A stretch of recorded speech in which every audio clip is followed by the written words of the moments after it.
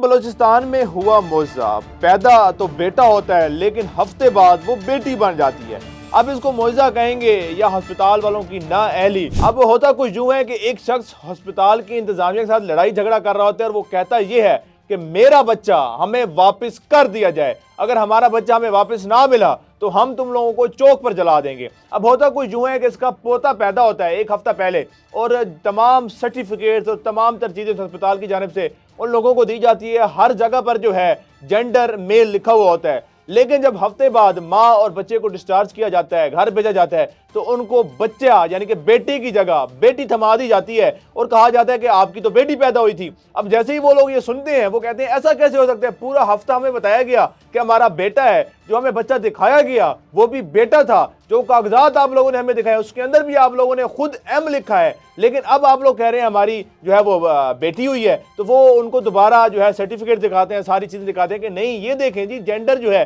اس کے اوپر ایف لکھا ہوا ہے، یعنی کہ وہ فیمیل ہے، میل تو نہیں ہے۔ لیکن وہ جب اس کو زوم کر کے آپ ویڈیو میں بھی دیکھ سکتے ہیں دکھاتے ہیں تو پہلے ایم لکھا ہوا ہوتا ہے، ایم کے اوپر دوبارہ جو ہے ایف بنا دیا جاتا ہے۔ اب وہ لوگ وہاں پر دھرنا دے کر بیٹھ جاتے ہیں اور ہسپتال کی انتظامیہ کو جو ہے وہ کہتے ہیں کہ اگر ہمارا بچہ ہمارا بیٹا ہمیں واپس نہ ملا تو ہم تم لوگوں کو جلا دیں گے، ہسپتال کو بھی جلا دیں گے، تم لوگوں کو بھی جلا دیں گے۔ اب یہ بلوچستان کا واقعہ ہے جہاں کی سی سی ٹی وی فوٹیج بھی جو ہے وہ غائب کر دی گئی ہے۔ اب اکثر ہوتا یہ ہے کہ ہسپتال کے اندر یا تو خرید و فروخت، بچوں کی خرید و فروخت کے حوالے سے جو ہے اس طرح کی سرگرمی ہوتی ہیں، یا پھر کسی ایسی سچویشن کے اندر کوئی شخص کہتا ہے کہ مجھے تو بیٹا چاہیے تو میں آپ لوگوں کو اتنے پیسے دیتا ہوں تو میرے بچے کے ساتھ جو ہے آپ اس کو ایکسچینج کر لیں۔ اس طرح کے واقعات بھی ہوتے ہیں۔ تو میرے خیال میں بلوچستان کی انتظامیہ کو چاہیے کہ اس تمام معاملے کے اوپر ایکشن لیں۔ ایکشن لینے کے بعد جو لوگ جو ہیں اس معاملے کے اندر، اس واقعے کے اندر ملوث ہیں، ان سب کو کڑی سے کڑی سزا ملنی چاہیے۔